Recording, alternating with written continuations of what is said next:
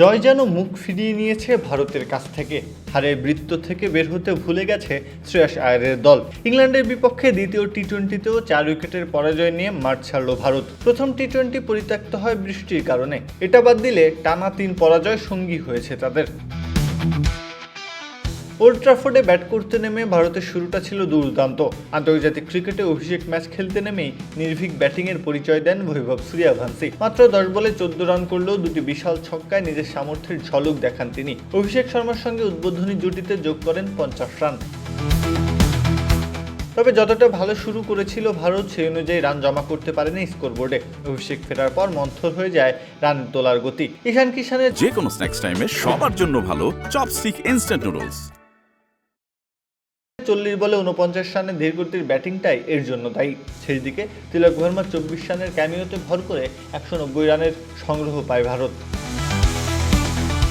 191 রানের লক্ষ্য তাড়া করতে নেমে শুরুতেই চাপে পড়ে ইংল্যান্ড। প্রথম ওভারে আর্শদীপ সিংয়ের আগুন ঝরা বোলিংয়ে মাত্র 1 রান তুলতেই হারিয়ে বসে 2 ওপেনার ফিল সল্ট ও জস বাটলারকে। শুরুটা দেখে মনে হচ্ছিল ম্যাচের নিয়ন্ত্রণ পুরোপুরি ভারতের হাতেই, কিন্তু সেই চাপ দ্রুতই কাটিয়ে ওঠেন ইংল্যান্ডের অধিনায়ক হ্যারি ব্রুক। মাত্র 15 বলে 39 রানের ঝড়ো ইনিংসে ম্যাচের গতি পাল্টে দেন তিনি। এরপর দায়িত্ব নিজের কাঁধে তুলে নেন জ্যাকব বেথেল। তরুণ এই বাঁহাতি ব্যাটার শেষ পর্যন্ত অপরাজিত থাকেন 46 বলে 76 রান করে। 5টি 4 ও 5টি ছক্কায় সাজানো ইনিংসে ইংল্যান্ডকে জয়ের খুব কাছে নিয়ে যান তিনি। টম বেন্টনের 39 রানের ইনিংসও স্বাগতিকদের পথ সহজ করে দেয়। শেষ পর্যন্ত 4 উইকেটের জয় নিশ্চিত করে ইংল্যান্ড।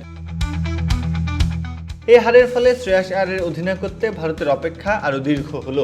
নিয়মিত টি-20 অধিনায়ক হিসেবে এখন পর্যন্ত 4 ম্যাচে তার দল 3টিতে হেরেছে, আর একটি ম্যাচ বৃষ্টিতে পরিত্যক্ত হয়েছে। অর্থাৎ একটা জয় যেন এখন সোনার হরিণ হয়ে দাঁড়িয়েছে ভারতের কাছে। প্রত্যহ কাব্য, খেলা 71।